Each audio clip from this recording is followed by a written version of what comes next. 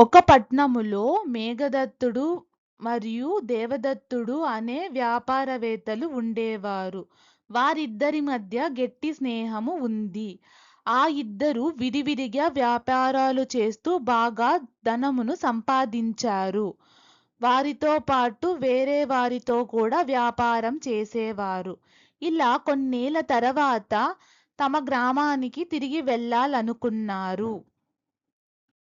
ఇద్దరు స్నేహితులు గ్రామానికి తిరిగి వెళ్ళాలని నిశ్చయించుకున్నారు కాబట్టి అందులో ఒకరైన దేవదత్తుడు మేఘదత్తుడితో అంటాడు, మనం ఈ ధనాన్ని ఇలా గ్రామానికి తీసుకువెళితే చాలామంది అసూయపరులు దొంగలించడానికి సిద్ధంగా ఉంటారు. కాబట్టి మనం ఏదైనా మార్గం ఆలోచించాలని మేఘదత్తుడితో అన్నాడు. దానికి మేఘదత్తుడు ఏ మార్గం అని అడిగాడు. మనం సంపాదించిన ధనాన్ని ఎక్కడైనా దాచి వెళ్ళి తర్వాత మనం అవసరమైనప్పుడు దానిని తీసుకుందాము అని దేవదత్తుడు మేఘదత్తుడికి సలహా ఇచ్చాడు. దానికి మేఘదత్తుడు సరే అన్నాడు. దేవదత్తుడిచ్చిన సలహా మేరకు దేవదత్తుడు మరియు మేఘదత్తుడు సంపాదించిన ధనాన్ని బిందెలో దాచి దాని మర్రి చెట్టు సమీపంలో ఉన్న ఒక చోట గొయ్యి తవ్వి ఆ బిందెను దాచారు. దాచిన తర్వాత ఇద్దరు తమ గ్రామానికి బయలుదేరి ఇంటికి చేరారు. కానీ ఇంతలో దేవదత్తుడికి దురాశ పుడుతుంది. దీనితో దేవదత్తుడు మర్రి చెట్టు దగ్గరున్న ధనాన్ని ఇంటికి తీసుకుని వెళ్ళిపోయాడు. కొన్ని రోజుల తర్వాత దేవదత్తుడు మేఘదత్తుడి దగ్గరికి వెళ్ళి మన ధనాన్ని మనం తిరిగి తెచ్చుకుందామని అంటాడు. దానికి మేఘదత్తుడు సరేనని మర్రి చెట్టు దగ్గరికి చేరుకుంటారు. దేవదత్తుడు మరియు మేఘదత్తుడు ఇద్దరు మర్రి చెట్టు దగ్గర గొయ్యి తవ్వడం మొదలు పెడతారు. కానీ ధనముతో నిండిన బిందె కనిపించదు. దీనితో దేవదత్తుడు ఆగ్రహంతో మేఘదత్తుడి మీద ఆరోపణ చేస్తాడు.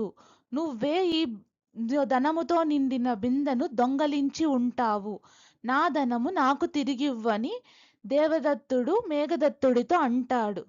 దానికి మేఘదత్తుడు, నాకు ఎలాంటి సంబంధం లేదు, నేను ఎలాంటి ధనాన్ని దొంగలించలేదు, నీతో పాటి ఆ రోజు ధనాన్ని పెట్టి వెళ్ళినదే నాకు అసలు ఎరగదు, నేను సత్యం చెబుతున్నాను. దానికి దేవదత్తుడు అంగీకరించడు. కాదు, నేను దీన్ని గ్రామ పెద్ద దగ్గరకు తీసుకువెళ్ళదలుచుకున్నాను. అప్పుడు తెలుస్తుంది నిజం ఎవరో చెప్తున్నారో అబద్ధం ఎవరు చెబుతున్నారో అని దేవదత్తుడు మేఘదత్తుడితో అంటాడు. దేవదత్తుడు మేఘదత్తుడి మీద గ్రామ పెద్దకు ఫిర్యాదు చేస్తాడు. నేను సంపాదించిన ధనాన్నంతా మేఘదత్తుడు దొంగలించాడు అని జరిగిన కథంతా చెప్తాడు. దానికి గ్రామ పెద్ద, నీ దగ్గర ఏం ఆధారం ఉంది మేఘదత్తుడు దొంగలించాడని? దానికి దేవదత్తుడు అంటాడు, నా దగ్గర సాక్ష్యం ఉంది, మర్రి చెట్టే సాక్ష్యం, దానికి కావాలంటే వచ్చి చూడండి అని దేవదత్తుడు అంటాడు. దానికి గ్రామ పెద్ద ఒప్పుకుంటాడు. దేవదత్తుడు ఇంటికి వెళ్ళి తన నాన్నగారితో జరిగిందంతా చెప్తారు. దానికి తన తండ్రి, నువ్వెందుకిలా చేశావు, ఇంత దురాశ నీకు పనికిరాదని దేవదత్తుడిని మందలిస్తాడు. కానీ దేవదత్తుడు అస్సలు వినడు. ఎంత సర్ది చెప్పినా తన పంతాన తనే ఉన్నాడు. ఈ ధనమంతా మనమే అనుభవించచ్చు అని ఒక ఉపాయం చెప్పాడు తన తండ్రితో. దేవదత్తుడు తన తండ్రిని రాత్రి మర్రి చెట్టు కింద దాక్కోమని చెప్తాడు. ఎప్పుడైతే గ్రామ పెద్ద వస్తాడో అప్పుడు నువ్వు మేఘదత్తుడు దొంగ అని చెప్పు, దానితో ఆ ధనమంతా మనకే చెందుతుందని తన తండ్రికి నచ్చ చెబుతాడు. తన తండ్రి ఇంక చేసేది లేక వెళ్ళి మర్రి చెట్టులో దాక్కుంటాడు. గ్రామ పెద్ద మరియు గ్రామ ప్రజలు, దేవదత్తుడు, మేఘదత్తుడు అందరూ మర్రి చెట్టు వద్దకు చేరుకుంటారు. దేవదత్తుడు చెప్పినట్టే మర్రి చెట్టు సాక్ష్యం చెబుతుంది మేఘదత్తుడే దొంగ అని. కానీ మేఘదత్తుడు దానికి అంగీకరించడు.